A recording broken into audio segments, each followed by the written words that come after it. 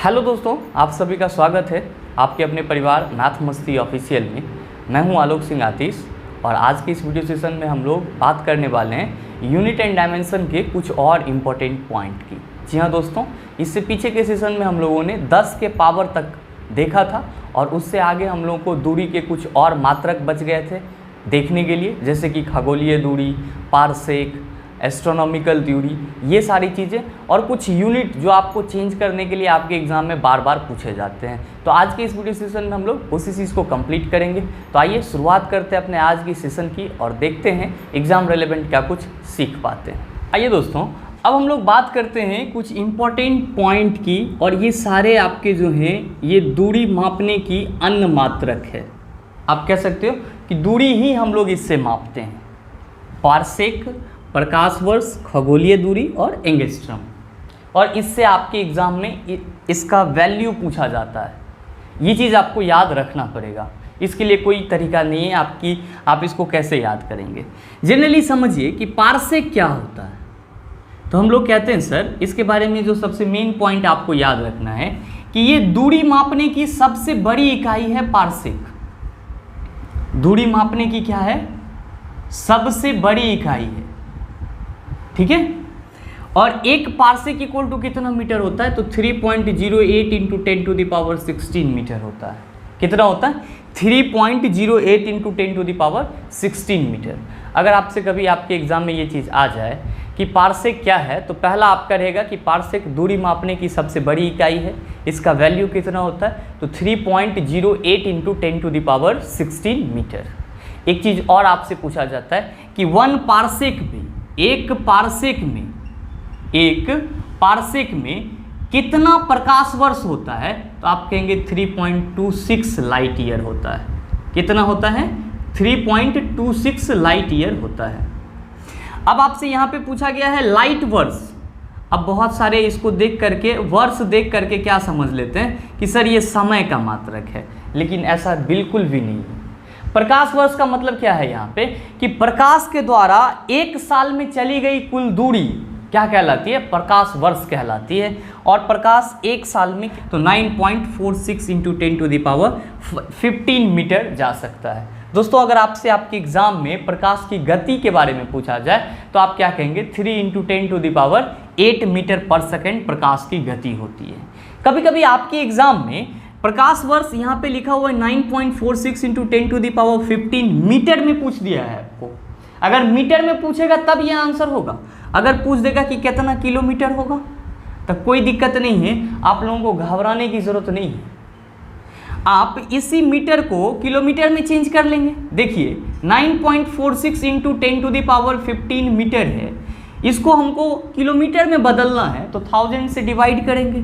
तो भाई 1000 से डिवाइड कर दिए। यहाँ पे 9.46 इंटू 10⁻15 है, तो भाई 1000 को हम 10⁻3 लिख सकते हैं क्या? आप कहेंगे लिख दीजिए सर। 9.46 इंटू 10⁻15 और इंटू 10 इसको ऊपर लेके चले जाते हैं -3, तो 9.46 इंटू 10⁻12 किलोमीटर हो जाएगा।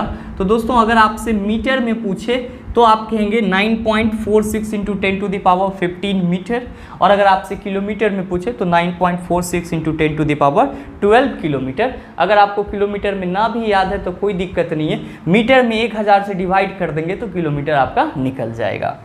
खगोलीय दूरी, इसको हम लोग एस्ट्रोनॉमिकल यूनिट बोलते हैं। क्या बोलते हैं इसको? हम लोग एस्ट्रोनॉमिकल यूनिट बोलते हैं। इस पे जो आपसे क्वेश्चन पूछा जाता है, ये पूछा जाता है कि सूर्य से पृथ्वी के बीच की दूरी को मापने के लिए हम लोग किस इकाई का उपयोग करते हैं? तो सूर्य से पृथ्वी के बीच की दूरी को मापने के लिए हम लोग एस्ट्रोनॉमिकल यूनिट का उपयोग करते हैं। और एक एस्ट्रोनॉमिकल यूनिट में कितना मीटर होता है? तो 1.495 इंटू 10⁻11 मीटर होता है। तो ये डाटा आपको बस थोड़ा सा सेट करना है। एंगस्ट्रम, ये भी आपका क्या है कि लंबाई मापने का मतलब यूनिट है। एंगस्ट्रम का साइन क्या होता है? ये होता है। और क्या कहते हैं हम लोग? 10⁻10 मीटर। 1 एंगस्ट्रम में कितना? 10⁻10 मीटर। ध्यान दीजिएगा दोस्तों कि 10⁻⁻10 मीटर ये तो है ही, साथ ही साथ कभी कभी आपके एग्जाम में ये पूछा जाता है कि तरंगदैर्घ्य का यूनिट क्या होता है या तरंगदैर्घ्य को किस में मापते हैं। तो हमेशा याद रखेंगे, स्पेशली तरंगदैर्घ्य को हम लोग किस में मापते हैं, एंगस्ट्रम में मापते हैं। किस में मापते हैं हम लोग, एंगस्ट्रम में मापते हैं। दोस्तों आपके एग्जाम में कभी कभी ये भी पूछ लिया जाता है आपसे कि 1 nm इक्वल टू क्या होता है। 1 nm इक्वल टू क्या होता है, nm बोले तो नॉट्रिकल मील, और नॉट्रिकल मील को हम लोग नाविक दूरी कहते हैं। मतलब क्या कि समुद्र में जो दूरी आप कवर करते हैं उसको हम लोग नॉट्रिकल मील से रिप्रेजेंट करते हैं। और आप समुद्र में 1.852 किलोमीटर चलेंगे तो आप कहेंगे कि आपने कितना दूरी कवर किया, 1 nm, 1 नॉट्रिकल माइल आपने कवर किया है। तो हम यहाँ पे क्या कहते हैं सर, 1.852 किलोमीटर। एक नॉट्रिकल मील में कितना होगा, 1.852 किलोमीटर। ये भी आपके एग्जाम में पूछे जाते हैं। कभी कभी आपके एग्जाम में आयतन से संबंधित गैलन के बारे में भी पूछ लिया जाता है कि सर 1 गैलन में कितना लीटर होगा। अब यहाँ पे कंफ्यूज होना शुरू हो जाते हैं हम लोग कि 1 गैलन में क्या होगा। तो मैं आपको बता दूं कि सर 1 गैलन में आपका 3.785 लीटर होता है। कितना होता है, 3.785 लीटर। या यही चीज़ आपको कहीं कहीं पे कैसा मिल जाएगा, 3.78 लीटर मिल जाएगा। तो इस चीज़ को आप याद रखेंगे। और कभी कभी आपसे आपके एग्जाम में माइक्रोमीटर को मिलीमीटर में कैसे चेंज करें, इससे संबंधित भी क्वेश्चन पूछ दिया जाता है। तो आइए हम लोग उसको भी क्लियर कर लेते हैं। दोस्तों आपके एग्ज़ाम में कभी कभी आपको इस तीनों से क्वेश्चन देखने को मिलते हैं। जनरली अगर किलोमीटर को मीटर में बदलना रहता है तो हम लोग आसानी से कर लेते हैं। अगर सेंटीमीटर को मीटर में बदलना रहता है तो हम आसानी से कर लेते हैं। लेकिन जैसे ही आपको बोल दिया जाता है कि किलोमीटर को मिलीमीटर में बदलना है या 1 किलोमीटर को मिलीमीटर में बदलें, तब हम लोग कंफ्यूज होना शुरू हो जाते हैं कि आखिर किलोमीटर को मिलीमीटर में कैसे बदला जाए। एक्चुअली मैं आपको बता दूं दोस्तों, यहाँ पे जो आप मिलीमीटर mm देख रहे हैं, इसका सब सेंटीमीटर के साथ सीधे ताल्लुक होता है। अब कहेंगे क्या ताल्लुक होता है, तो अगर आप सेंटीमीटर में क्या करते हैं कि 10 से गुना कर देते हैं, सेंटीमीटर में क्या करते हैं 10 से गुना कर देते हैं, तो आपको मिलीमीटर मिल जाता है। क्या मिल जाता है, मिलीमीटर। और यहाँ पे आप क्या पढ़ रहे हैं कि किलोमीटर को मिलीमीटर में कैसे परिवर्तित करें। तो मैं आपको बता दूं एक छोटा सा एग्जाम्पल लेकर के कि सपोज करो कि आपके एग्जाम में ये क्वेश्चन आ गया कि 1 किलोमीटर को मिलीमीटर में बदलें, तो आप कैसे बदलेंगे। मैंने अभी आपको जस्ट क्या बताया कि सर मिलीमीटर का सेंटीमीटर के साथ सीधा ताल्लुक होता है, और मिलीमीटर जो होता है वो सेंटीमीटर का 10 गुना होता है। तो पहले हमको किलोमीटर को किस में लाना होगा, किलोमीटर को हमको सेंटीमीटर में लाना होगा। तो कैसे लाएंगे, तो आपको पता है कि 1 किलोमीटर कितना होता है आपका, 1000 मीटर होता है। कितना होता है, 1000 मीटर। अब 1000 मीटर में कितना सेंटीमीटर होगा, तो 1 मीटर में 100 सेंटीमीटर, तो 1000 में कितना सेंटीमीटर होगा। आप कहेंगे सर गुना कर दीजिए ना, इसको आ जाएगा। तो चलिए 1000 को हम 100 से गुना कर दिए। अब ये आपका क्या हो गया, अब ये पूरा आपका हो गया सेंटीमीटर। ये क्या हो गया, सेंटीमीटर।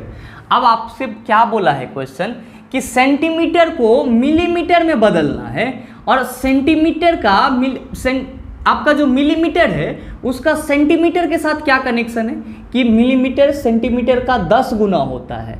तो ये टोटल आपका सेंटीमीटर है, और इसमें हम 10 से गुना कर दीजिए तो आपका ये आ गया mm। मतलब क्या कि 1000 गुना 100 गुना 10 इतना mm होगा, किसमें, 1 किलोमीटर।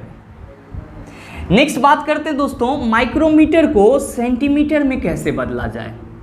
माइक्रोमीटर को सेंटीमीटर में कैसे बदला जाए, बड़ा ही आसान है, मत घबराइएगा, कहीं भी परेशान होने की ज़रूरत नहीं है। अभी जस्ट आपने पढ़ा कि सर 1 माइक्रोमीटर इक्वल टू जो होता है वो होता है 10⁻⁻6 मीटर। कितना होता है, 10⁻⁻6 मीटर। भैया आपसे क्या पूछा जा रहा है कि माइक्रोमीटर को सेंटीमीटर में बदलिए। तो जब हम माइक्रोमीटर को सेंटीमीटर में बदलेंगे, मतलब ये हुआ कि 1 micrometre equal to 10⁻⁻6 metre, 10⁻⁻6 metre. अब इस माइक्रोमीटर को हमको सेंटीमीटर में बदलना है, तो हम कह रहे हैं कि 1 माइक्रोमीटर इक्वल टू 10⁻⁻6 मीटर होता है, और 1 मीटर इक्वल टू कितना सेंटीमीटर होता है, तो आप कहेंगे सर 100 सेंटीमीटर होता है। तो भैया अब इसी 10⁻⁻⁶ मीटर को आप 100 से गुना कर दो, सेंटीमीटर में आपको आ जाएगा। अब आप कहेंगे ये कैसे गुना होगा, तो यहाँ पे आप देख रहे हैं कि ये 10 के पावर के रूप में है, तो क्या हम 10⁻⁻⁶ इंटू 10⁻² ना लिख सकते हैं। अब आप कहेंगे कि सर दोनों का आधार जो है वो समान है, तो इसका जो घात होगा वो क्या हो जाएगा कि जुटेगा। तो लीजिए जोड़िए 10⁻⁻⁶ प्लस 2, तो प्लस और माइनस कितना हो जाएगा, माइनस 10⁻⁴। यही चीज़ आपके एग्जाम में पूछा जाता है आपसे। तो माइक्रोमीटर को सेंटीमीटर में किस तरह से बदलना है, उम्मीद करते हैं ये चीज़ आप सीख गए होंगे।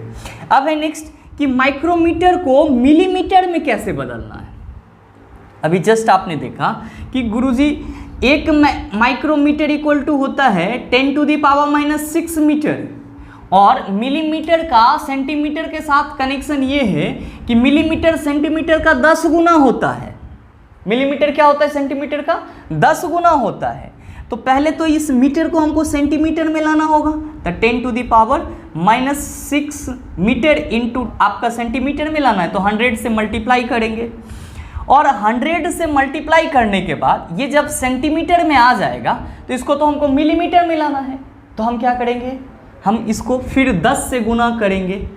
फिर क्या करेंगे, 10 से गुना। आप में से बहुत कह रहे होंगे कि सर ना समझे ये, तो देखिए इसको 10⁻⁻⁶ मीटर को 100 से गुना कर दिए, तब ये किस में आ गया, आपको हो गया सर सेंटीमीटर में आ गया। अच्छा मिलीमीटर में चेंज करना है, तो ये जितना सेंटीमीटर है इसको 10 से गुना कर दो। तो पहले आप इसको यहीं पे सॉल्व कर लो कि 10⁻⁻⁶ है तो 10⁻², 100 को तो 10⁻² लिख ही सकते हैं ना, सेम ये चीज़ आ जाएगा। मतलब आप इसको 10⁻⁻⁴ तो लिख ही सकते हैं, 10⁻⁻⁴ तो आप लिख ही सकते हैं। अब आप क्या कह रहे हैं कि सर 10⁻⁴ सेंटीमीटर हुआ, ये क्या हो गया 10⁻⁴ सेंटीमीटर, लेकिन इसको mm में बदलना है। कोई बात नहीं है भाई, 10⁻⁴ सेंटीमीटर इंटू 10 कर दो आप, यहाँ पे कुछ ना है तो 1 है। अब ये दोनों का पावर, दोनों का आधार सेम है तो पावर क्या होगा, जुटेगा। तो -4 अब +1 किस पे, 10 पे ना, तो प्लस माइनस कितना हो जाएगा 1। तो ये हो गया आपका 10⁻⁻3। तो मेरे मित्र 10⁻⁻3 का मतलब क्या हुआ कि 1/10⁻3, मतलब 1/1000, 1/1000। इसको हम लोग 0.001 mm लिख दें तो आपको कोई दिक्कत नहीं होना चाहिए। तो आपके एग्जाम में इन सब से रिलेटेड क्वेश्चन पूछे जाते हैं। अगर आपको इस बेसिक पे थोड़ा सा भी अच्छा पकड़ होता है, मेरे ख्याल से आप उन सारे क्वेश्चन का सही जवाब दे पाते हैं जो आपसे आपके एग्जाम में पूछा जाता है। उम्मीद करते हैं दोस्तों यहाँ तक की सारी चीज़ अच्छे से आप समझ गए होंगे।